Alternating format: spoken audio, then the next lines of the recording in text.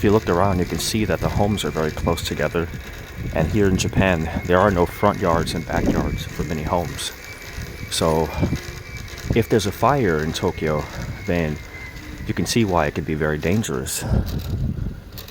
However, the fire department here is really, really good. They're very fast.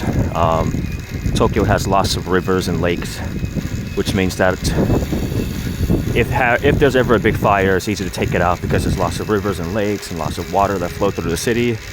However, I mean, of course, damage will be very bad if it's the same as California. So, but there's no perfect city. However, I think that our policies and our laws, our governors, I think they're very serious about those things. I believe the California governor has failed Los Angeles. Los Angeles governor has failed. The city has failed the community, and I think that that fire in California could have easily been prevented. So some areas of Tokyo, of course, have more wider streets than others.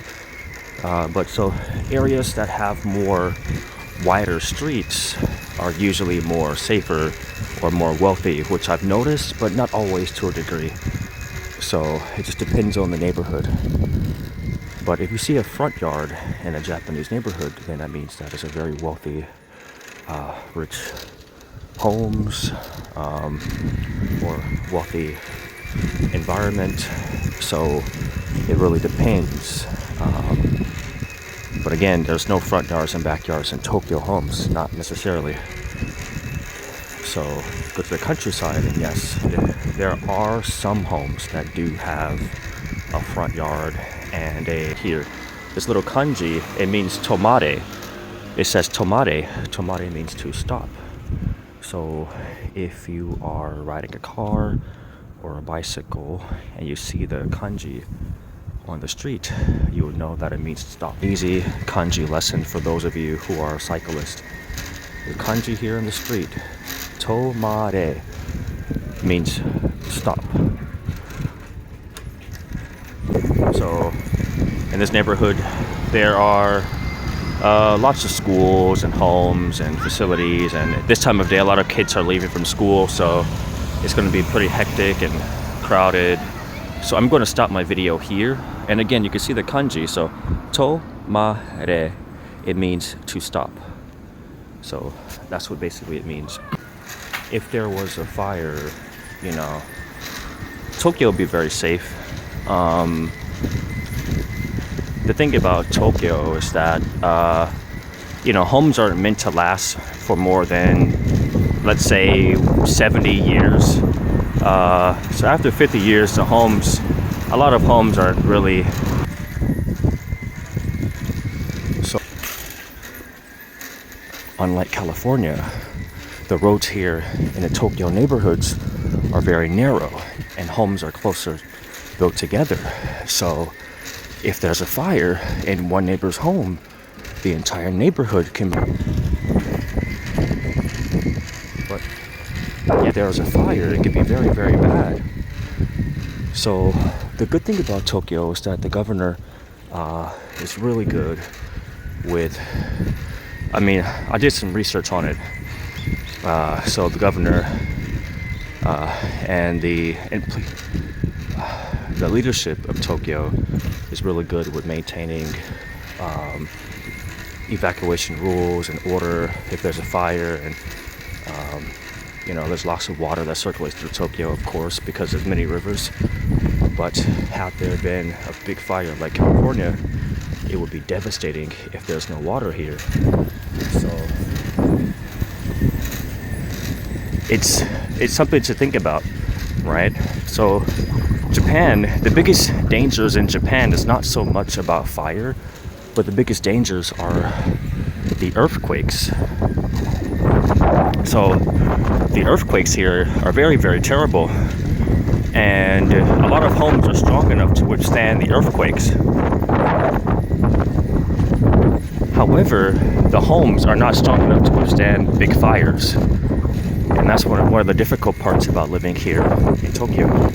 It's really important, and I think that, you know, whatever city you choose to live in, look at the local laws. Don't just move to a place. Research who's the governor, what are the policies, what are the evacuation rules if there's happen to be ever an emergency, and do your homework on it, because it can be a life or death situation. Just like in California, a lot of Californians didn't expect that fire, and so the difficult part is that it can be,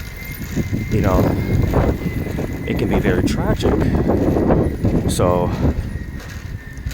yeah, I highly recommend doing your research on the local laws. Deleted my video by mistake. So in Tokyo, in any neighborhood, if you don't like big homes, you can always find a small home in any neighborhood. Not everyone wants a big house, which is a very, very good thing, because sometimes not everyone wants to live.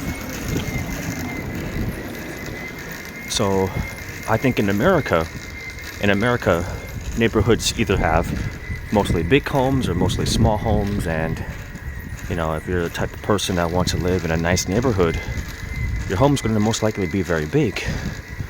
But for people who don't want the really big size homes yet want to live in a very nice neighborhood, they can always find a small house.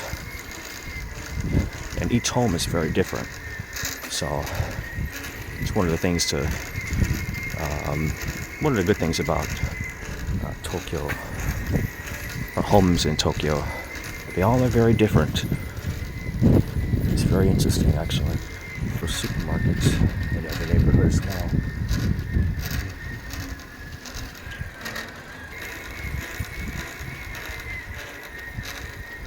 Yeah, the architecture is interesting. The officials in charge of keeping the community safe has absolutely failed Californians, and I believe that they are the ones that we need to hold accountable. And to pay attention to who you vote for, listen to the laws and policies in which they're promoting. Don't just vote based on emotions. Vote based on action.